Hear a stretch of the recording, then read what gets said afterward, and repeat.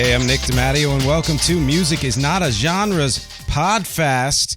We're going to get right into it after my usual housekeeping. The episode this week is Podfast number 28, a songwriting tutorial by the Song Coach. And you'll find out who that is in a minute. Thank you as always for watching and listening. Listeners, go to youtube.com/@musicisnotagenre. You get a video for every episode of this podcast. Don't forget to subscribe, click the bell so you know when new videos come, and like and share and all of that stuff. And watchers, go to nickdematteo.com/musicisnotagenre. If you would rather just listen, there are links there to the main streaming services. And when you're in those streaming services, make sure to like and share and subscribe, rate and review, and whatever else, follow and all of those things. All of that really does matter. And everyone, go to patreon.com/musicisnotagenre to support this podcast, my band, Rec, and everything I do. And speaking of Rec's new album, KITE to CAMDEN, which has been on Bandcamp for several months, is now streaming everywhere. It dropped worldwide June 20th. Please go check out nickdematteo.com/discography, and right there at the top, you will see KITE to CAMDEN. Click on that. It's got links to 5 of the main streaming services like Apple, Spotify, YouTube, stuff like that. You're going to love this album. Please give it a listen. I guarantee you will find something there to love. And now we can get right into the topic. So this is a songwriting tutorial from the Song Coach. Let's get right to the mystery. I'm the Song Coach. And you know that because if you're following this podcast, you have heard me mention for the last several weeks that I started a song coaching service or business, and that you can go to nickdematteo.com/songcoaching and find out all that information, etc., etc. Some of that will be changing as I am working with someone to develop the site, etc., but it will still offer the same services that I will be offering indefinitely for this, so it is worth checking out, and I will keep the link up here on the video, and for those of you just listening, the link will be in the text, but again, it's nickdematteo.com/songcoaching, and that's what this Podfast is about. I'm going to kind of give you a tutorial, a primer, if you will, on how I approach songwriting and what that means for you when you choose to become my client, when you choose to work with me to help you write that song that maybe you've been sitting on for years and just couldn't figure out what to do with. You were afraid that if you started it would suck, or you just didn't know how to get to it. You thought that it was an uphill battle, etc., etc. I've done all that work for you hundreds, thousands of times over decades, and I can impart that knowledge to you. That's why I'm doing this. Also because I freaking love songwriting and collaborating and producing if it comes to that. And I thought, well, what a great way to share my knowledge is to be able to work with people like you who might be interested in this. And so, first, kind of a disclaimer or just a, description, and that is that you're going to be getting a lot of information. It will be too much to take in. I'm going to say that right off the bat. Don't even bother getting a pen, to be honest. You can if you want, and I've got this broken down into kind of categories and sections, but it would be better for you to kind of just listen, get an idea of where I'm coming from and how I approach songwriting, and then decide if that's right for you. And if so, then go to nickdematteo.com/songcoaching and check it out. And for those of you who aren't songwriters and aren't interested in songwriters, you're going to get a lot of cool information anyway here, and some insight into how songwriting happens, how production happens, how people approach it, and how they fix problems, etc., etc. And that's kind of what I have done here. And of course, yes, other than me imparting this to you in a way that's hopefully entertaining and definitely informative, it is my kind of pitch to say, hey, if you're interested in working with me as a songwriting coach, this is the information you would need to know to decide that, basically. So let's get right to it. Introduction. What is songwriting? So I assume, again, if you're checking out this episode, that at some point you've at least thought about being a songwriter, or at least curious about the process. Now, if you are one of those people who thought about being a songwriter, something is inspiring you. Not everybody in the world is a songwriter. It's kind of like when you're a comedian, you're putting in all of that work to hone a set, even if it's 5-minute set. And then there are people who are funny in their regular lives and think, well, that's easy, I can do that. If you're and it's not the case. If you're someone who is good at rhyming or, picking out melodies, creating melodies, that's wonderful. That is a great start. That is not songwriting. That is where the spark happens. And let's say you're that person and you're too conscious of it. I've always wanted to be a stand-up comic, full disclosure. And I'm too conscious of what goes into that. So I'm self-critical even before I get started. That may be you. You may be so self-critical, so conscious of what it takes to write a good song that you don't even get started on it. And that's what I am here to fix, to help you with.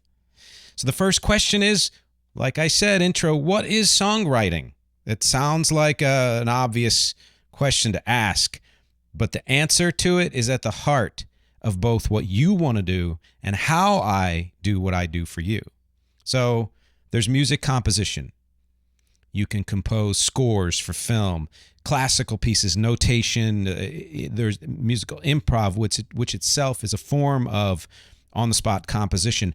None of that is songwriting. Specifically, songwriting is very simply putting together words and melody into some sort of structure, period. Now, I know you're thinking, well, there are plenty more elements to that, and that's true. But for something to be a song, that's all it needs. Words, melody or cadence even, and some sort of structure. Now, whichever part you start with, the end result is going to have those elements, and then the whatever additional elements that we believe need to be added to that. And by the way, it doesn't matter what comes first. We're going to get to the quote-unquote rules of songwriting later on. Your goal is to write a song that you or someone else can sing, play, possibly even record, that will last for the ages in one way or another. I can help you do that for whatever song you are sitting on and give you the skills to do it for every song after that as well. And the first thing is you need your personal why, your idea, your inspiration. So part 2 here is the inspiration. Where do these ideas come from and what happens when they don't come? Okay. Creativity is mysterious. We know that. People say it's a voice from above or a voice from within. It's intuition. It's instinct. It's the spirit. It's a spark, however you want to describe it. And the thing is, inspiration for creation can come from absolutely any source. And I think one of the things we try to work on when I'm working with you is that don't dismiss any source. Don't let somebody say, well, it can only come strictly from within, or you're not original, or it can only come from music you love, or an artist, whatever rules they have there. No. Inspiration can come from that little voice in your head, can come from something somebody said in a certain way that makes you think, oh, that would work well in a song. That's happened to me a million times. It can come from another song you've heard, and we'll talk a little more about that here and then extensively in the course. It can come from an action, a vision. It can come from a word, right?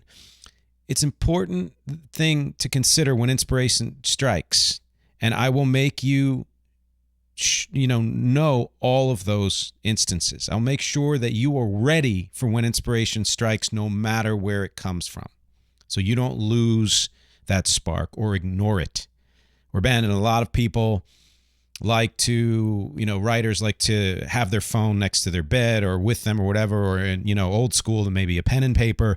Something pops into their head, they write it down. It doesn't matter if in the moment you think it sucks or you don't know what to do with it, write it down anyway. And my job is to hone that instinct so that you don't ignore those things, you don't abandon them, you don't prejudge them, etc. But what if inspiration doesn't strike? What if you've always wanted to be a songwriter and you have no ideas at all, or you have such a small idea but don't know how to grow it, or you have a vague, even just a notion of a subject and don't know where to begin and how to begin to make that a song? Or again, what if you have nothing and you just say, I want to write a song? There are plenty of techniques you can use to kickstart your brain and keep the momentum going even when you feel lost. You'll be surprised how easy it is to find inspiration and turn that inspiration into something concrete wherever you're starting from, I'll surprise you with how well you can get there, whether it's from nothing or the tiniest spark or more than that. The thing that I think one of the things you'll love the most about what we do together is that you will start to hear, quote unquote, ideas and inspirations that maybe have always been there or always been present in your environment, and you never paid attention to them, and now you can, and now you do. But getting there to the end of the song takes work. What my dad used to call sweat equity, and we got a lot of that right now because as I am recording this, it's one of the hottest days in recent history in New York City. So there's sweat equity right there for you. So number 3, part 3 is perspiration. You had the inspiration. Now here's the perspiration. What do you do with that idea? Let's say you have that idea. You may have a sense of how you want it to sound even, or what style. You might have all the lyrics. You might have the chord structure and some of the flow or all of it. What do you do next? How do you make a song out of all those parts?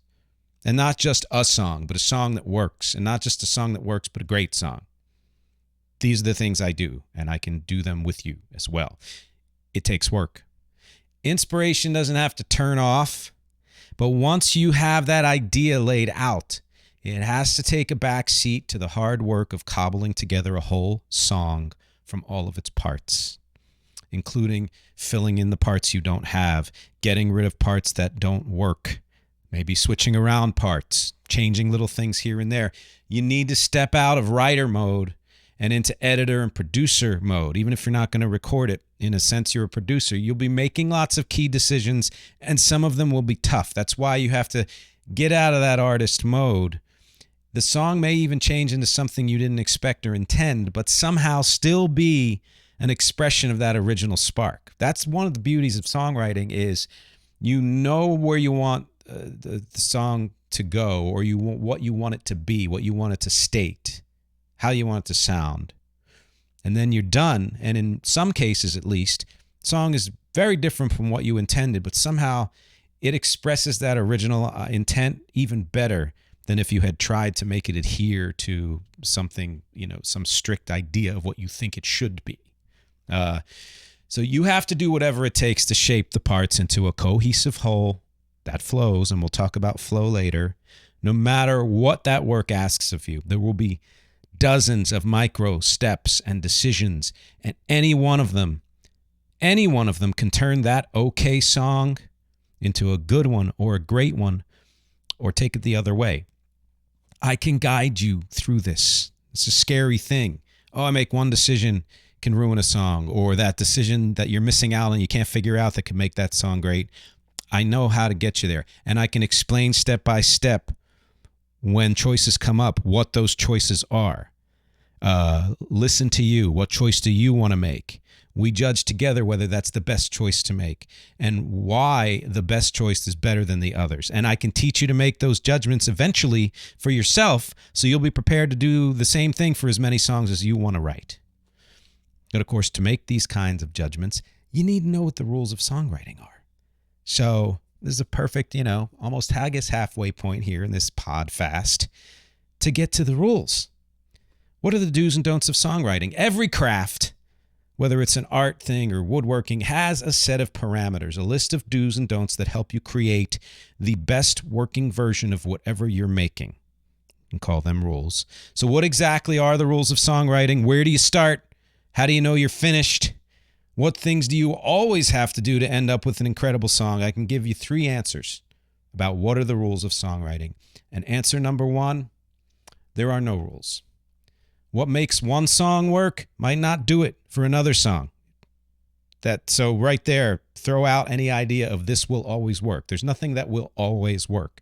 How you begin to write one song, lyrics first, music first, might not be how you begin the next one. Maybe you just begin with a snippet of a melody, or even just a rhythm or a set of chords that you love. And we'll talk about chords later. Don't ever listen to the conventional wisdom that there's some kind of unspoken handbook that every great songwriter follows. If you've listened to enough music, you know that the variations in great songs, you can list 20 great songs from 20 different eras or 20 different genres, and they may have similarities, but in some way or another they will be different and they will follow a different set of rules. In fact, here's what I suggest. Go get a blank book or even just a piece of paper, whatever it takes. Write down, but it has to be physical, and you'll see why. Write down everything you think is true and is a rule for songwriting. Write everything down, even if you're unsure of it. And then, and this is the important step, burn it. Throw it out. Crumple it up. Toss it in the trash. Because it doesn't mean anything. But here's answer number 2 to the rules of songwriting. Big one for me, and I think for anyone who wants to be a great songwriter, and that is it's all about flow. Ugh. I get so excited when I hear that word because this applies to every kind of art. So I was a filmmaker for a number of years, and I worked with somebody who was very good at acting, very good at directing, very good at writing. Editing, however, was an issue in that there wasn't a flow to the editing of the film. There were parts that were great, performances, the writing, whatever, the lighting, the music, whatever. So many great parts, but the flow wasn't there, and that hampered the film to a very large degree. That can happen with songs where you have great ideas or every part of it might be great. But for a song to be great, for the whole, the song itself to be great, it has to flow from beginning to end. And flow can mean different things, but one thing it does mean is every element has to fit and fit in a way that complements the whole, basically. There are no throwaway parts to a great song. Don't shirk the intro or outro, or I'm just going to use this chord here, or that word is just fine. No. Whatever you may think of one element or another, if you can perform or listen to your song and you get that feeling of fulfillment, along with that uncanny feeling, and this is the more important feeling. Fulfillment's wonderful, but that can come from many different, levels. If you can get that uncanny feeling that it works exactly as it is, and every time you go back to listen to it, you wouldn't change a thing, that's flow. That's success, plain and simple. And the more you know about songwriting, the more experience you have, the more you develop that sixth sense of when it's all coming together. You will feel the flow. I have been thrilled by the fact that every time I think that I've figured out enough, there's another level of songwriting that I can get to because I am open to feeling that flow. Because flows are different. Okay. Now, answer number 3, the rules of songwriting, and I kind of alluded to this, every element matters. Every part, whether your song has a one-word lyric or a tome, 2 chords or 12 chords, a steady beat or multiple rhythm changes, a traditional structure or something more experimental, every element matters. Great lyrics have often been wasted because the music wasn't up to par, or vice versa. Great music with lyrics that didn't work with the music. I won't even say crappy, because lyrics that quote-unquote are crappy can work with a different set of chords and be wonderful, all right? That's a judgment we don't need to make. An otherwise well-written song can be ruined by poor choices in arrangement or style or some other element. There are no global rules for what makes for good lyrics or melodies. Every individual song has its own need, but every one of those elements matters, and they have to work together. So, no global rules, again. But flow and every element working, which they're correlated, they're important. And that's a lot to sort through, but I've done this, again, hundreds, thousands of times for myself, with other artists, with songs from dozens of genres. I can help you to process all of this information, still stay in touch with your inspiration while you're doing it, and end up with a song that you and everyone else will love. But to do that, we got to break down those core elements of every song. So this is the element number 1, and that is lyrics. Now, I say that doesn't mean that's the most important. Every element is important. Doesn't mean it's the first thing that comes, but I'm starting here, okay? I've written songs that started with lyrics, but I've written plenty of songs that just started with chord progression or a melody or great, beat or rhythm or something like that. This doesn't have to be number one, but let's just start with it. What makes a good lyric? Like so many things in music and in art and life in general, you know it when you hear it. In order to really know it, though, you need experience. You may not have that experience. I do.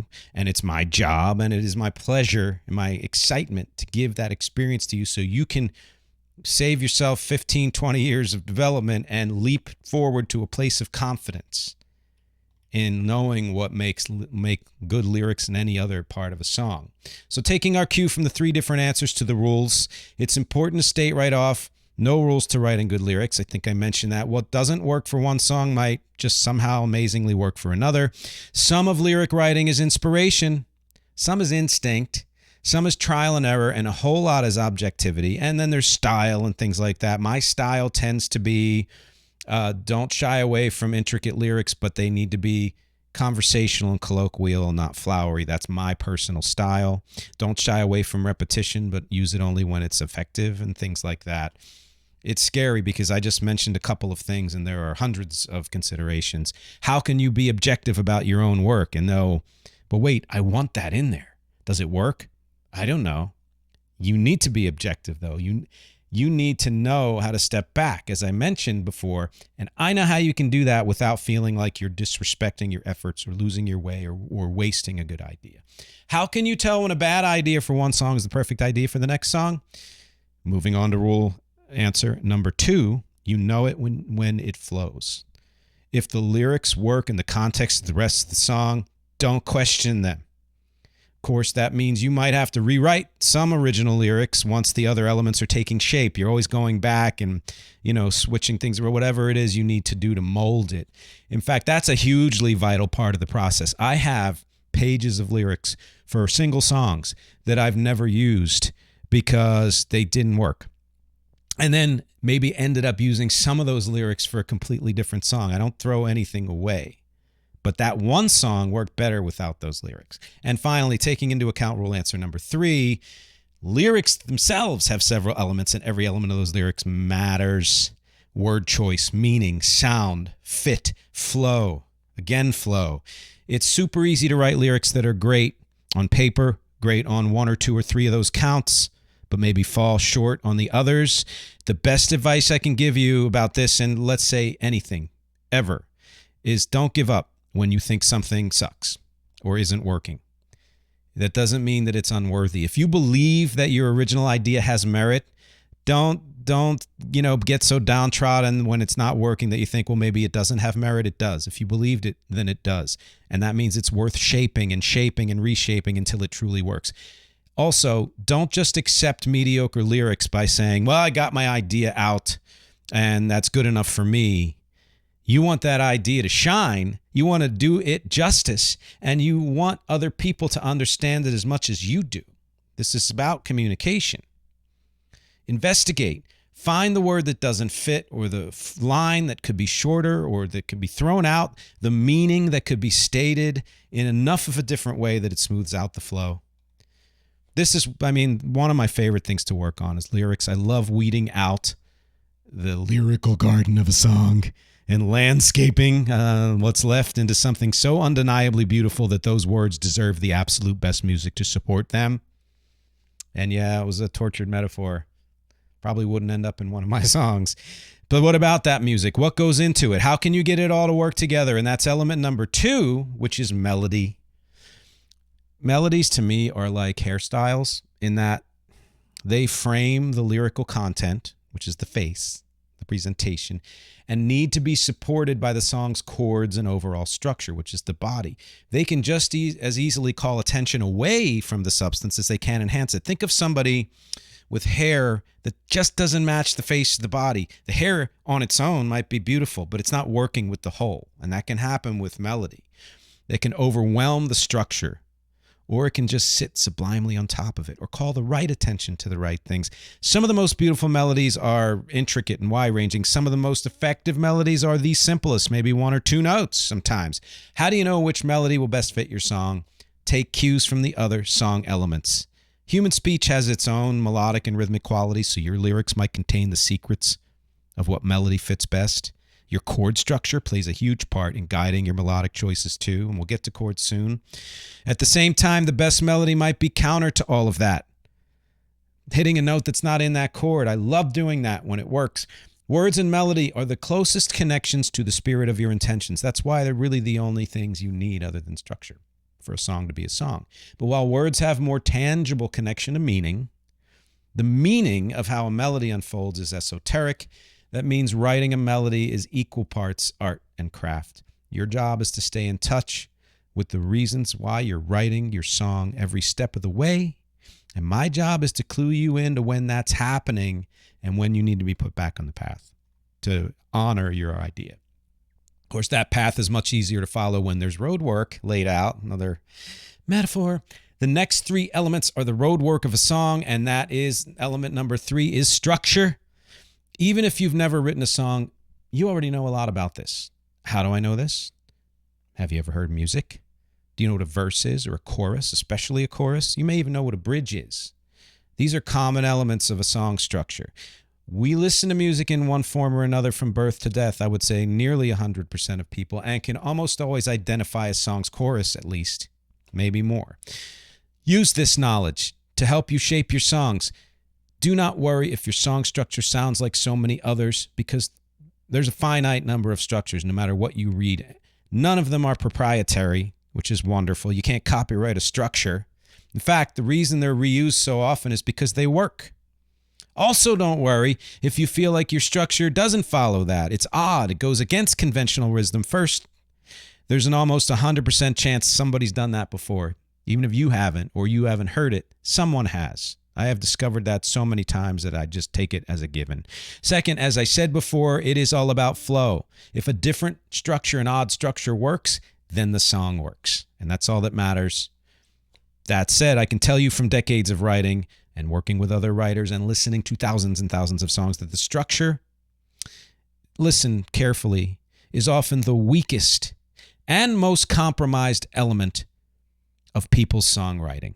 I'm sorry to say that, but it's true. People often make choices about their structure that kill a song. Kind of like the filmmaker with the editing issue. They kill the flow, especially for beginning songwriters. So how do you know how many verses you need? When should the choruses come in? What's the purpose of a bridge? Do you need a bridge? How long should any section of a song be? It's all about flow.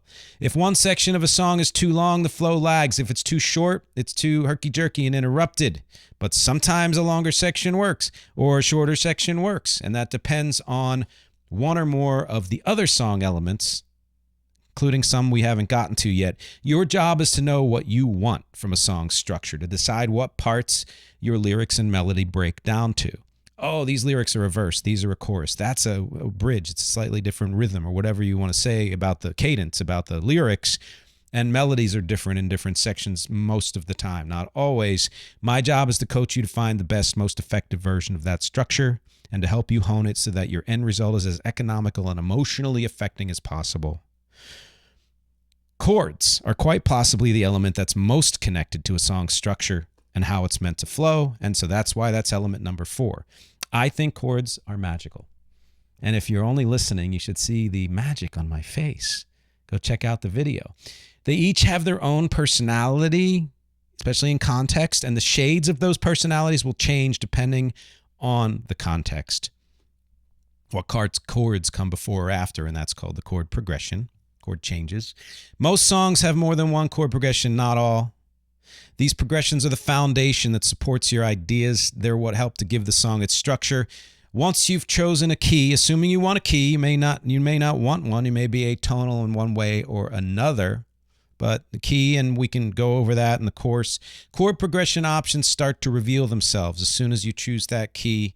This is where things get tricky. Sorry, true. While there's a finite number of chord progressions, again, finite no matter how large that number is, that it's a very, very, very, very large number. And if you change one chord or even one note in a chord, and you've got another option, you can see then how many there are. you can work this element to death and still not feel satisfied. I have found that there have been many songs I enjoy that would have been wonderful that fell under the weight of their chord changes. Or you went to sleep because of the chord changes. They're just, this tiny little changes can make a huge difference. And of course, flow is everything. There's a balance between simple and complex chord changes, changes that unfold slowly or rapidly. And what works for one song, again, might not work for another. When I used to teach piano and other instruments, chord theory was my favorite subject and often the one that connected most to my students. And if I had to say one thing about what would help you as a songwriter, knowing the world of chords might be the best thing you can do to develop your songwriting skills. It's not necessary, but it's sort of like lifting weights isn't necessary, but if you do it, it's going to help enhance all the other, aspects of your physicality. Of course, if you do know anything about music theory, you might be asking yourself one huge question. Why haven't I mentioned rhythm yet? Well, now I have, and that's element number 5. Rhythm and tempo give a song life and momentum, or they kill a song before it's even born. Rhythm is the hardest element to learn, and it is definitely the hardest to teach if you don't have it. And since there are several aspects of rhythm, it's all too easy to get lost or overwhelmed, to focus too much on one aspect, to completely forget another. There's the overall rhythm of a song, maybe syncopated, boom, or 4 on the floor. There's the tempo, slow, fast. There's the rhythm of how the chords and melody progress. There's the rhythm of the lyrics inherent in the words, influenced by the melody and the chord structure, and or chosen as a counterpoint to all of that by you. Neglect one of these aspects and your song's flow will falter or break down completely. Nail them all and you might have a masterpiece on your hands. You don't need to know music theory, though, to make your rhythm choices. You honestly don't need to know music theory to be a songwriter. There have been so many genius songwriters who didn't know how to read music, didn't know much about theory at all, if anything. Be in touch with your intentions, allow for variation, and that wild idea to pop into your head and inject life into the song, something that seems to defy your structure or intentions. And above all, let the flow tell you where to go. These are instincts I've honed from years of writing and active listening. Active listening is huge. As your coach, I'll pass that knowledge on to you, and I will shortcut you to developing these instincts on your own. And here's a secret I'll tell you now. The factor that most influences your rhythm, and in fact, every song element we've talked about, is your song's style. So element number 6 is style. What is style? Is it genre, like rock or blues or folk or R&B? Yeah, but not really. Genres are fluid. Many of the greatest songs and artists have incorporated ideas from one genre into whatever their main genre is. Further, as a songwriter, you're free to explore whatever genres you want, even if you're also a performer. For example, your brain might hear heavy metal and think hard-driving rock, but within that world, there are ballads, thrashers, funky songs, straight-ahead songs, conventional songs, surprising songs. Same goes for every single genre and subgenre and future genre. Style goes beyond genre, its mood, its history, its world building. You're building that world of the song.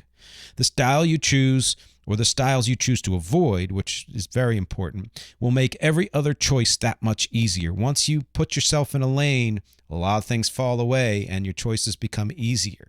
Despite the familiar tropes, lyrics do not have a style. You think they do because you hear them in the context of a song. But have you ever heard a cover of a song done by a completely different kind of artist and somehow it works? You know, if you listen to All Along the Watchtower, Bob Dylan, it sounds like a folk song. It is. And then Jimi Hendrix does it. It sounds like a different kind of song. Lyrics are not style. Melody is also not style. When you're trying to do the road work of chords, structure, and rhythm, which is what we just talked about, you need to know where that road is going. Or not. Your muse, that intangible inspiration that brought you to songwriting in the first place, might need to just fly free for a while until it lands, until it becomes clear. Don't predetermine. Sometimes that thing isn't clear yet, and you need to let it unfold. But either way, you will be working within a style, filling in a chosen template, or if you're letting it unfold as you go. Chords may be the element that's most evocative of style because we associate certain progressions with certain genres or moods. If you think of a blues progression, the 1/4 5s or the 1/6 2/5 of many standards and old rock and roll songs, things lend themselves to different styles. Doesn't mean they can't be used elsewhere, but they evoke that style. This is why knowing chords is so vital to your work and can be so invigorating. Structures change drastically depending on a song's style. Some music is meant to have extra long intros, like shoegaze, or extra long outros, like anthemic rock. Some styles mesh well with longer verses. Others demand more from choruses. Some need repetition, like if you're doing a house song. Some need to have very little repetition. Keeping in mind your song style will make your ability to edit your own song that much less fraught with emotion. You'll know what needs to be cut or changed because you know what the style is meant to be. And that's why style is so important. Rhythmic elements can cross over from style to style. They're not linked to one style, but some work better than others. It's the most variable and malleable element. Do you want your song to stay in one stylistic lane? Or do you want it to straddle two or more styles? Do you want it to be strident, playful, intricate, straightforward? Rhythm can make a big difference with that. Once you answer these questions or allow the process to unfold them and answer them for you, all these decisions will somehow feel like second nature. They do for me. And my job as your coach is to get you there too. So no matter the style, one idea is universal. A great song can fit into multiple genres. And those genres aren't really fully determined until you decide on an arrangement. Now, let me say here, this next section, and we're almost to the end. We've already talked about what goes into writing a song. And I say that because before we get to arrangement, there's one thing to point out that's very important. Your song is done. If you've taken care of all the things we just talked about, the melody, the lyrics, the rhythm, the chords, structure, all the style, song's done. That's it. Done. It may even be done before some of those, for example, the style or whatever. You may just want to write the template of a song and have an artist help with the style. Who knows? But it's done. Either way, doesn't matter whether or not it's arranged or produced. Once you've carefully considered all the above elements, you don't need technically to do anything else. You are a songwriter. Unless you don't want it to be the end of your process and your journey. If you're like me, a song isn't really alive until it's shared, whether that's live or recorded. Sharing a song gets at the essence of all art, which is communication. Don't let anybody tell you it's anything but that. And while the most important part of communication is the substance, what you're saying, how you communicate matters, because that will influence the impression you make and even which people hear and understand what you're doing.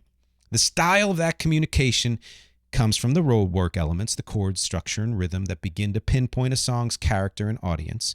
The substance is the melody and lyrics, right? But like anyone who communicates, you need to figure out how you're presenting yourself. So the arrangement of a song is its presentation. It's the outfit a song wears when it's going out and meeting the world. It will make a big difference in who the song reaches, who it affects, how it's heard and understood, and how quickly it's heard and understood. Think of an a cappella song as naked, lyrics and melody flowing along a certain rhythm and structure, no other indicators. Add an acoustic guitar or piano or an electronic beat or any instrument to the presentation, and you're making a choice about how this song will make its impression. Play or record that song with bass drums and guitar or piano and string trio, some full ensemble, and you're making an even more specific and concrete impression. Which instruments you choose and how they go together to support the song and get it across to an audience, that's the arrangement. A great song can sound however you want it to. I have performed and recorded songs with several different arrangements, the same song with several arrangements, and those songs have always worked, no matter the arrangement, because the core song is good. The integrity of the song is sound. Strictly speaking, arrangement is an after element. It's after element number 1 of 2, but it's not necessary, but it makes a difference. It clues in the audience more to where you're coming from and how it connects to other music they already know. So your choices matter. If performance is your be-all and end-all, again, you wowed the audience, you love the feedback, you're more than satisfied, you're done. But if you want to reach a wider audience, people that aren't in that room or wherever it is you're performing or online, or you feel like you shine better in the studio than in performance, then let's talk about one more thing, which is production. Production, I love the recording studio. I often call myself a studio rat because that's my favorite place. That's where I thrive more than anything. When I write a song, I can hear the complete recording in my head. I am so passionate about it that I need the song to be heard in that way. First and foremost, other than the other arrangements, I want people to know that's the essence of that song. The production goes along with that, so people get the most comprehensive impression possible. All the better to understand my point of view and what the kind of music I love and want to be a part of. Production is not songwriting. It's not necessary. It's an after element number 2. Unless you want your song to reach across the world and across time, however, then it is necessary. And you've come to the right coach, because not only do I have extensive experience with songwriting, I've got at least as much extensive experience with production. When you produce, you're choosing what instruments, when they play, how loud or soft, how clean or dirty, whether they're left, right, center in the mix, if any of your melody is to be harmonized and or sung by someone else, even the precise tone and quality of every part played. If arrangements have 10 things to consider, productions have, let's say, 1,000. And the decisions you make are far more permanent than what happens live. So consider production as the next level of arrangement. If an arrangement is the song's clothing, then production is the photo or video shoot of that outfit. Production preserves your idea of how your song should sound, enhances that idea in the way proper lighting and setting enhance a photo or video, and helps your song reach the audience you want it to. You might ask then, is production just a more detailed and well-considered version of arrangement? Yes and no. If your goal is just to capture the essence of that live performance, then yes, it's pretty much the process of recording the arrangement you chose and just tweaking what needs to be tweaked for, recording and listening purposes. But production can be way more than that. It can bring in ideas and references that further enhance the sound and the meaning of a song. Referencing another song subtly, things like that. It can add layers of discovery. It can boost the energy and the flow. It can often even justify choices you made earlier in the process that weren't clear, that seem like they weren't working until you hear it in the mix. Now, great production can't make a bad song good. It can only sometimes make a good song great. But it can very often make a great song legendary. That's what I love about production. Setting aside all the tech considerations, which this course doesn't really cover unless you want me to, and then you let me know as we're working. Most important part of producing is knowing how to make hard choices. Again, you can discover in a production when a section is too long, or if you think it's not too long, then what you need to add to make it work with that length. You might realize that a lyric that passed by unassumingly when you did it live sticks out like a sore thumb in a recording, or that you like that it sticks out and you want it to stick out even more. And these are just 2 examples of hundreds of ways production can shine a revealing light on your creation, on your composition, and ultimately make a great song even better and more powerful. The best production understands the song's original intent, serves the song on every level, and doesn't try to turn it into something it isn't or can't be. Your job is to know why you wrote your song and to shout out when something doesn't sound right to you. My job is to help you discover all of that and to produce your song exactly how you hear it in your head, even if you never knew that's how you heard it. Yes, a lot to take in, and it might be why so many people never get around to finishing that song that's always been inside of them. And it's also why I'm here. So some final thoughts as we're wrapping up here. Why do you need a song coach? If the first rule is that there are no rules, then why can't you just write your song however you want? Well, you can. But why aren't you? That's the question I can't answer for you. You're stymied, you're stumped, you're scared. As for all the other questions, that's why I'm here. The rules might be malleable, but every decision matters. The path to get there matters. Every step you take, every element of the song creation process can be broken down to even more elements and broken down yet again until you get so lost in nearly infinite options that it makes decision fatigue seem like a vacation. This is not where I live anymore, and I can get you out of that world too. I've abandoned songs, though, in my past that have never seemed to come together. I'd get exhausted from trying to work and rework and decide and redecide and just throw my hands up and move on. It's true that some of the most iconic songs were written in 10 minutes. It's also true that some of the most lasting music would have never seen the light of day if the creator hadn't persevered through massive amounts of struggle, sometimes years and years, just to find the right voice for that song, the right path. But what's truer than both of those things are two other things. One, giving up or never even starting will ensure that you will fail and your song will die, will never live. And number two, those people who persevered had the strength and belief in themselves and their work to see it through. And very often that's because they had help getting there. They had a mentor, they had a coach. And I am that person you are looking for. I can make sure you don't get lost and don't want to quit or don't quit. I don't create these songs for you. Let me be clear. I may not even create them with you. I am there to coach you and teach you how to create them for yourself. They are your song. They're not our song. Step by step, and only move forward when that next step gets you closer to that origin point that connects that finally completed song to the idea and inspiration you've had inside you all along. I'm going to leave you with two notes. First, don't let perfect be the enemy of good. You've heard it before. It bears repeating. Every part of a song matters, but if what's holding you back is you don't feel your lyrics are ready or your music can't find the right lyrics, then you're finding reasons not to finish, plain and simple. You don't know how great your song might be until it all comes together. Set aside your self-criticism and get it done. Just finish. Second, music doesn't exist in the vacuum. People constantly, I'm not original. I'm not unique. Don't worry about being unique because you already are. Your version of whatever you think you're copying will not be the same as that thing or as anybody else's copy of that thing because nothing else comes from you. Reuse what moves you. There's a Bowie quote about, the good artists borrow, great artists steal, something like that. But if you do it in the right way, they call it interpolation or just repurposing, or if you reuse what moves you with respect and love and make it your own, then it is your own. And one final thing before we wrap this up, and that is go out there. This is my homework for you. Before you even hire me, listen to as much music as you can find. Don't sequester yourself. Do it now. Let that music spark ideas. Teach you what works and what doesn't. Teach you what world you want to be a part of, what musical world, and what you wish was different, so then you make it different in your own music. It inspires you to want to be part of the mix of music in this world. Active listening is as important as anything else I just said. I look forward to hearing what you come up with, and I look forward to help you getting there. nickdematteo.com/songcoaching. Thanks for hanging with me for this podcast. I'll talk to you next week.